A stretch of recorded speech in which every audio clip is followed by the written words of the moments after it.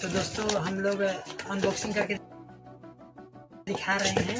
और ये देख सकते हैं डब्बा है फ़ोन का, और इसको मैं खोल के दिखा रहे हैं चप्पू के साथ। और ये देख सकते हैं ये फ़ोन है AI प्लस।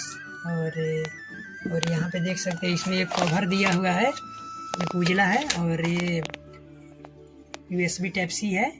और ये देख सकते हैं ये चार्जर 10 वाट का चार्जर दिया हुआ है, और एक टूल इजेक्टर दिया हुआ है दोस्तों, ये देख सकते हैं। तो दोस्तों कैसा फ़ोन लगा आप लोग कमेंट में ज़रूर बताइएगा।